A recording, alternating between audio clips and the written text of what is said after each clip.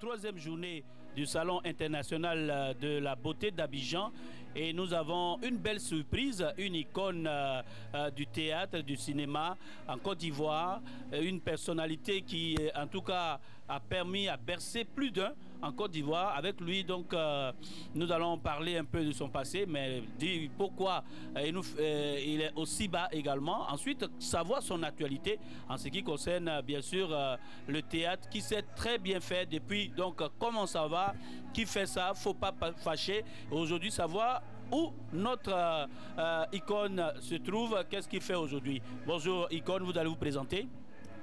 Bonjour, je me nomme d'abord Monsieur K. Daniel. Je suis acteur, je suis un artiste comédien, acteur de cinéma. Et je voudrais d'abord, pour tout commencer, dire merci à la chaîne de télé Vision 24 qui me fait l'honneur de me tirer ce mot-là. Et voilà, donc encore une fois, merci beaucoup. D'accord, alors c'est un plaisir pour nous de vous recevoir et de vous voir ici. On sait qu'on parle de la beauté, du bien-être. Bon, ça concerne non seulement les femmes, également les hommes. Alors, dites-nous un peu, parlez-nous de comment ça va, comment vous y êtes arrivé et la passion du théâtre. D'accord, merci. C'est une question très intéressante. Bon, comment ça va est une émission à part entière. C'est l'émission de feu Léonard Grosguier. C'est d'abord lui qui a inspiré toute cette génération. Nous, on a eu le temps de le regarder lorsque nous étions petits. On a suivi l'émission Comment ça va. Et bon, on a eu donc la chance de le côtoyer. Et même si on n'a pas travaillé avec lui, mais nous avons appris beaucoup de lui. Mais j'ai commencé par le théâtre. J'ai été un acteur, un comédien de planche pendant longtemps. J'ai commencé dans les années 84, il faut dire, et jusqu'à ce jour. J'ai fait plusieurs spectacles. Et je suis arrivé donc, au cinéma parce qu'il n'y a qu'un seul pas, du théâtre au cinéma, il n'y a qu'un seul pas. Et j'ai donc fait les deux. Et aujourd'hui, j'ai gagné en maturité professionnelle. Et puis aussi, bon, avec le temps, vous avez vu, bon, nous sommes devenus des doyens. Et vous aviez demandé où j'en suis aujourd'hui. On va y arriver, mais dites-nous, qu'est-ce que vous retenez comme souvenir de comment ça va d'abord, ensuite qui fait ça, ensuite les autres séries où vous avez joué? Ben, comme je l'ai dit, Comment ça va a été vraiment une émission qui nous a inspiré, qui m'a inspiré parce que il faut que je parle de moi-même, mon impression. J'ai regardé Comment ça va à l'époque, vraiment c'était très intéressant.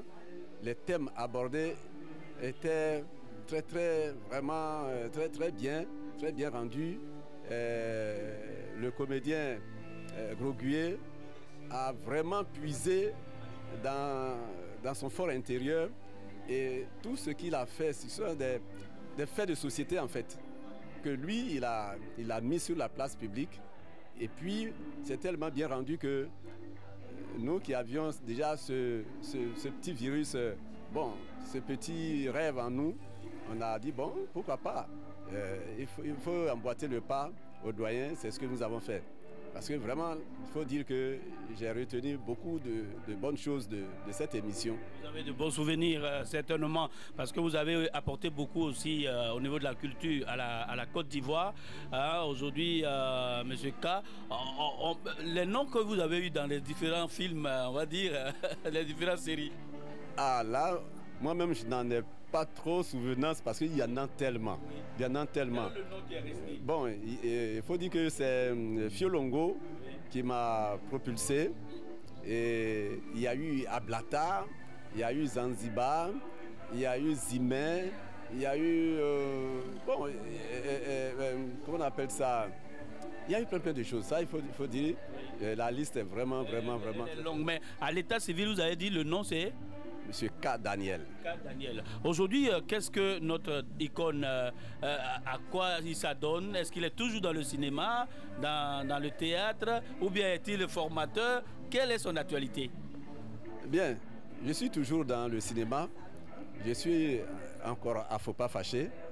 De temps en temps, bon, j'ai fait la mise en scène à Faut pas fâcher. J'écris des scénarios également. Et je suis toujours acteur.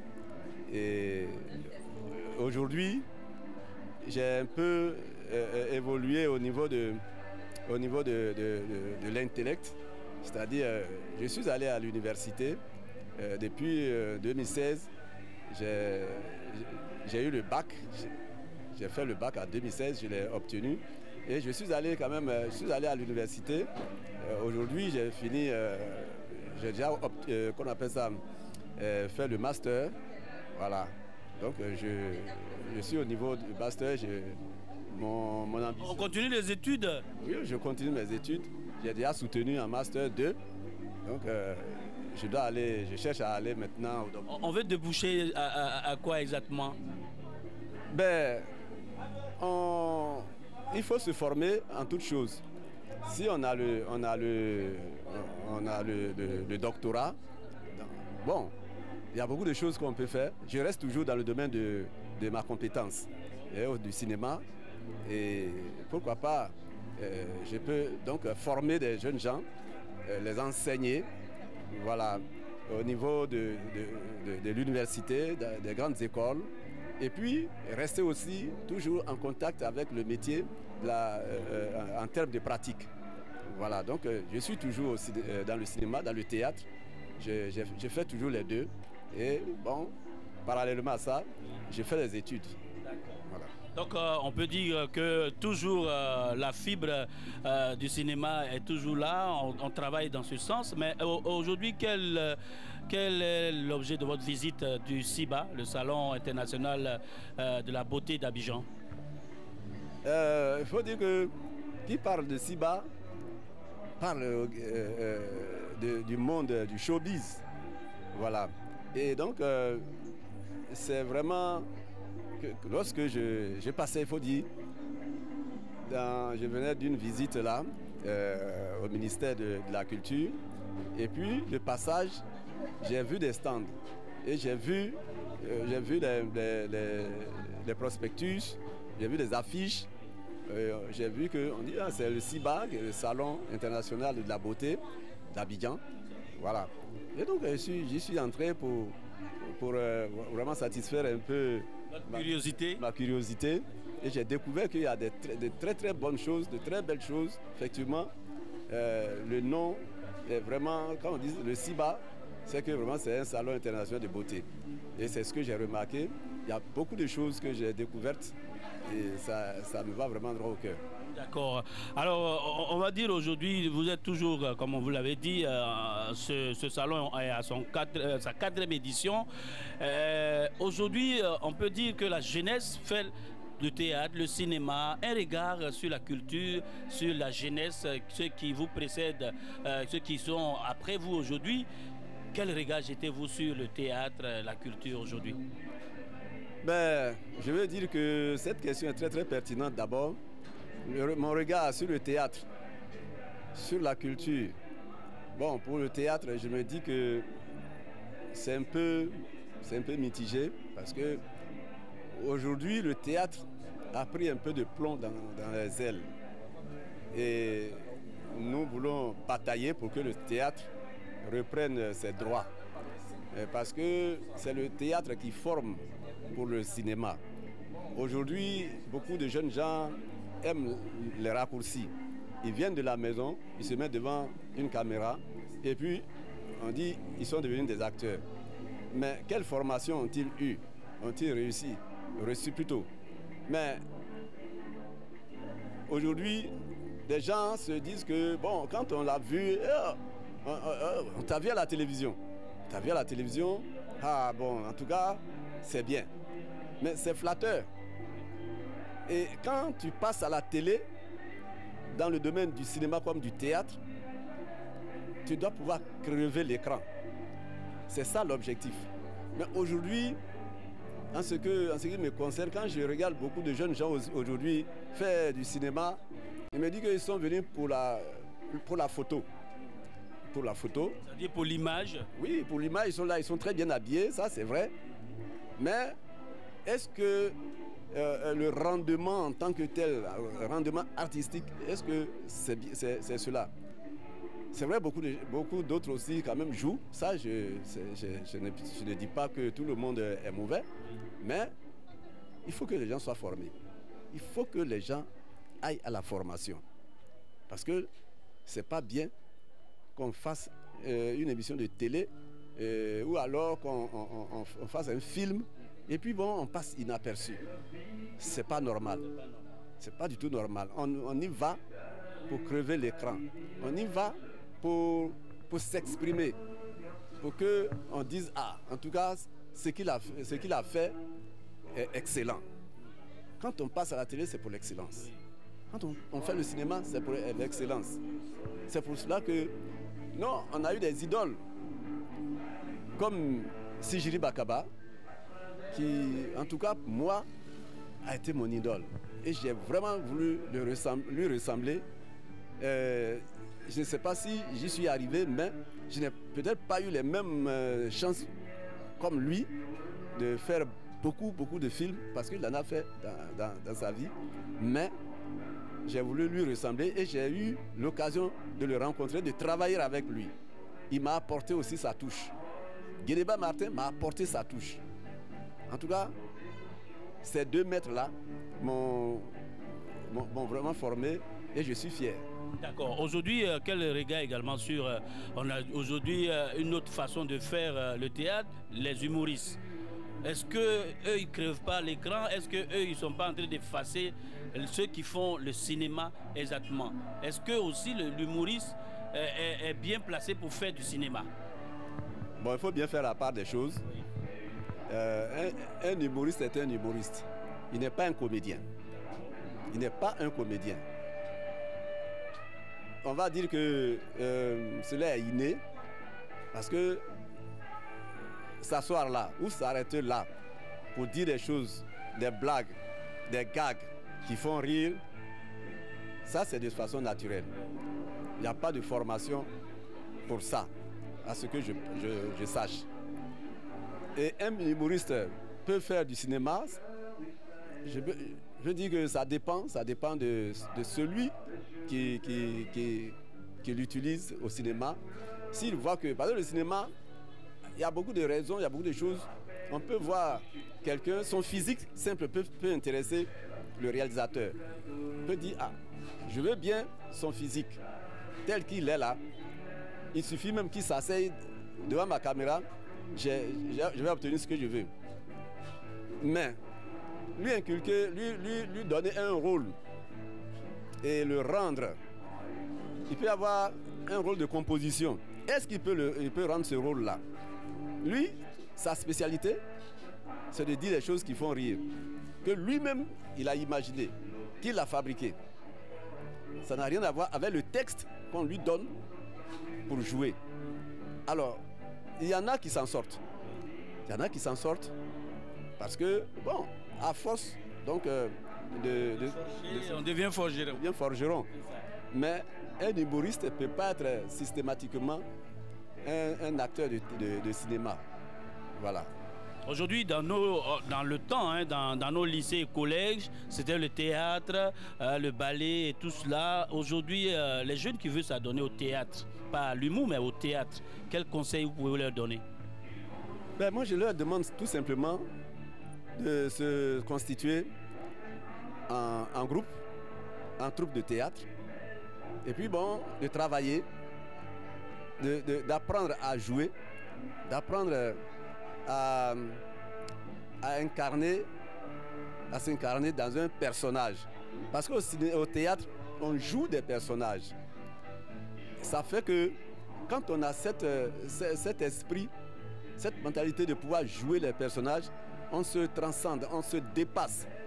Parce qu'on n'a pas besoin de cas Daniel au théâtre. Mais on a besoin de son personnage. C'est-à-dire que si je viens, je m'efface. Hein, je m'efface. c'est le personnage, soit de Soula, on a besoin d'un Soula. Oui. J'ai dit, bon, moi je n'ai jamais goûté une seule goutte d'alcool, mais comment est-ce que je peux jouer un Soula? On dit, on veut un Soula. Donc, on n'a pas besoin de cas Daniel, mais on veut le Soula. Ou on a besoin d'un boy, ou bien on a besoin d'un fou, on a besoin d'un directeur de société, un directeur général, un ministre, un président de la République. Tout cela, je les ai incarnés. Et donc, c'est mon physique que tu vois. Mais ce n'est pas... C'est un personnage, ce sont des personnages que j'interprète. Et ça, c'est ça qui permet de dire que celui-là est un comédien. Sinon, si je m'assois là, et puis c'est le même cas Daniel qui passe dans la rue, qu'on retrouve ici, c'est pas la peine. Parce qu'il y a plein de gens qui sont plus beaux que moi, qu'on pourrait faire asseoir là, ou bien faire à ceux qui on pourrait mettre la caméra pour les voir passer. Mais si on t'a appelé pour jouer un rôle, il faut le jouer, il faut le marquer. Et moi j'avais ce principe-là au théâtre. Quand on nous double sur les personnages, on dit, toi, tu joues le même personnage que Daniel. Je te dis, ce qui est sûr, tu peux ne pas jouer ce personnage. C'est-à-dire, la manière dont moi je vais jouer, tu ne pourras pas. Parce que tu as fini par m'admirer. Voilà, tu diras en fait, ben, attends, qu'est-ce que moi je vais faire? Qu'est-ce que je vais faire après avoir vu ça là?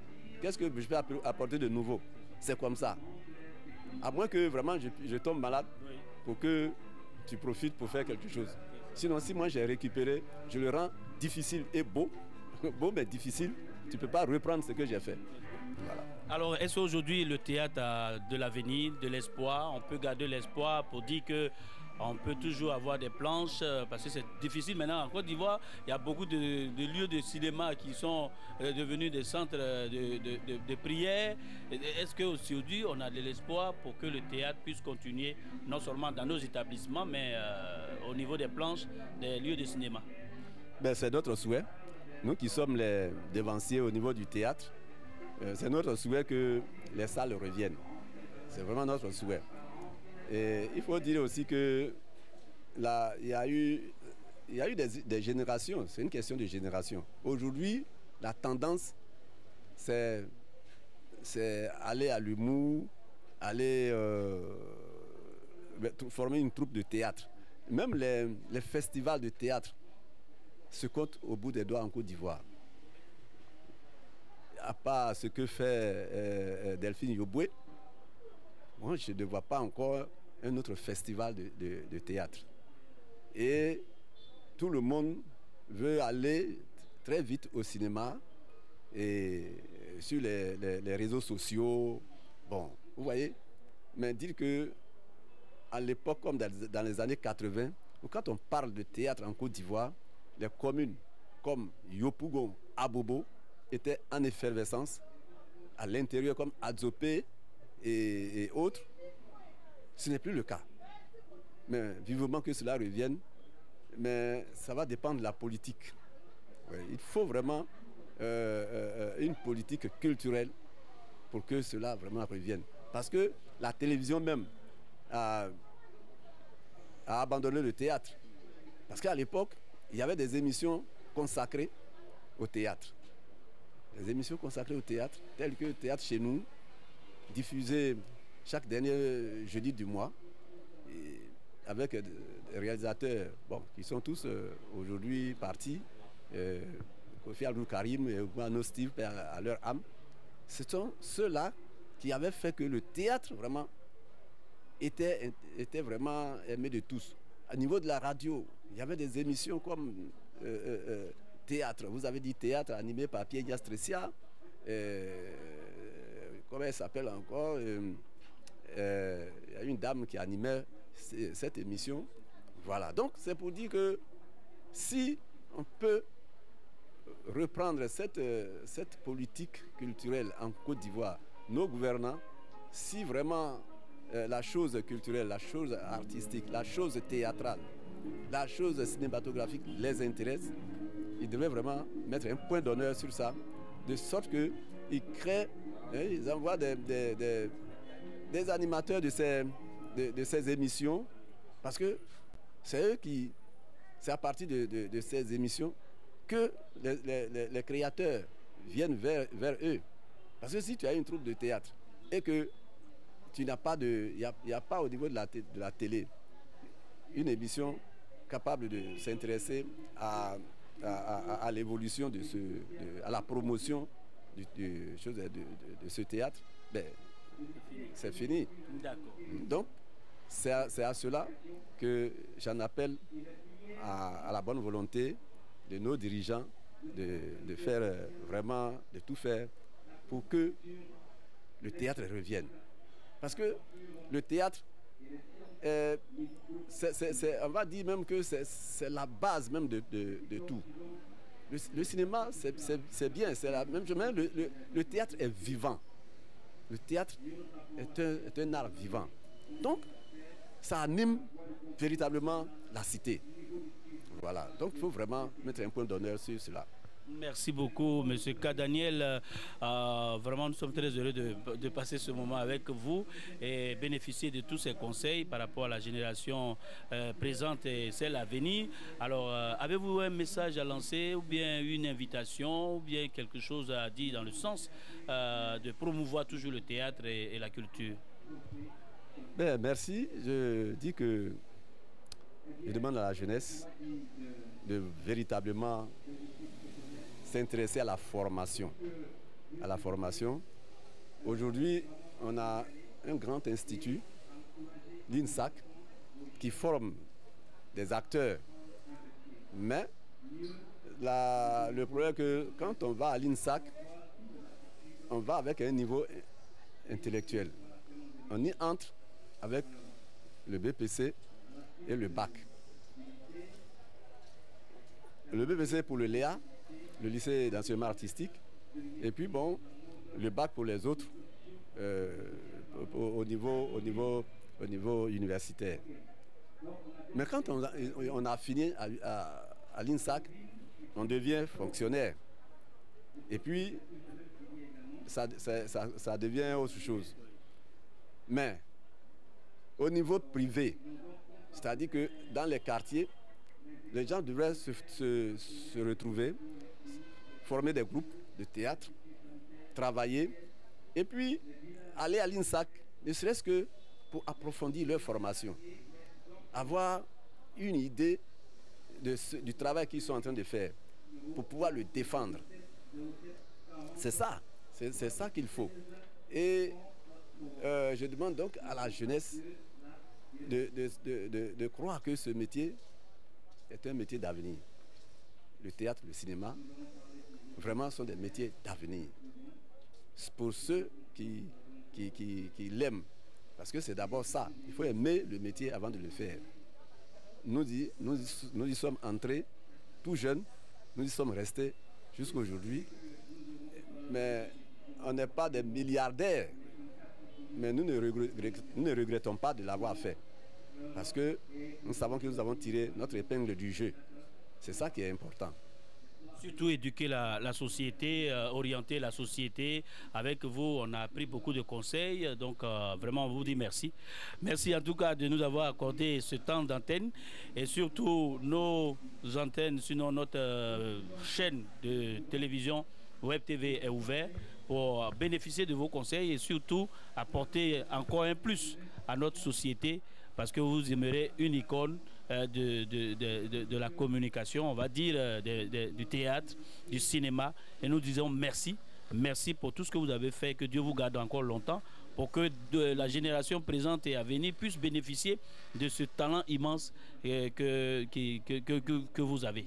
Merci beaucoup, mesdames et messieurs. C'était donc cet entretien avec M. K. Daniel, une icône du cinéma, du théâtre. Vous le connaissez bien. Si vous avez suivi Comment ça va, Faut pas fâcher et bien d'autres séries aujourd'hui, il est là encore en tant que formateur. Vous êtes jeune, vous voulez apprendre, c'est possible de le voir pour pouvoir bénéficier de son talent et de son savoir-faire. Merci encore. Merci de rester sur Vision 24 TV et à très bientôt.